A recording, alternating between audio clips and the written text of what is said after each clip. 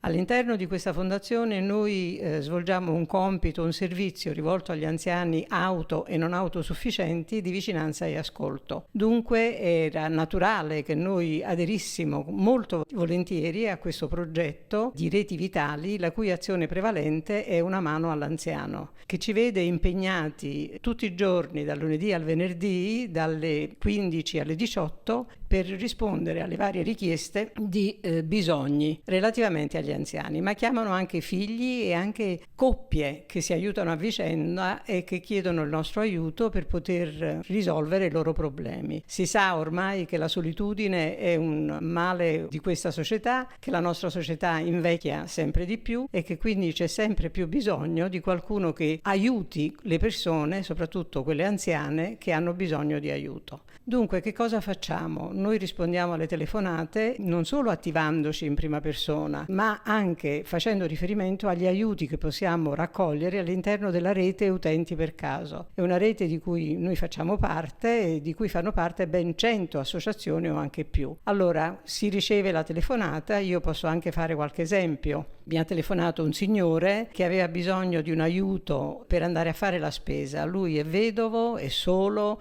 non ha più nessun parente, tutti quelli che lo hanno assistito fino a un certo punto sono spariti e sono condizioni molto frequenti nella nostra società. Dunque lui chiedeva l'aiuto di una persona che lo accompagnasse 1 o 2 volte alla settimana per andare a fare la spesa. Voleva farlo proprio anche per uscire di casa. Mi sono attivata, ma siccome lui abita in un quartiere che non è quello della Mandria, dunque ho dovuto fare ricorso a delle conoscenze extraterritoriali, diciamo così. E allora tramite il tam tam, il passaparola, il chiedere aiuto a varie persone anche di mia conoscenza, sono riuscita a trovargli un aiuto di cui lui è rimasto felicissimo, che con una modicissima cifra di rimborso spese del carburante che avrebbe speso per raccompagnarlo, questa persona si è resa disponibile. Lui felicissimo, noi altrettanto felici di averlo aiutato. Abbiamo ricevuto anche un'altra telefonata, una telefonata un poco più particolare, di una persona che dice di aver conosciuto una signora novantenne che le ha confessato di vivere in macchina. La cosa mi ha veramente molto molto preoccupata, perché è una situazione che in una nostra società non dovrebbe esistere.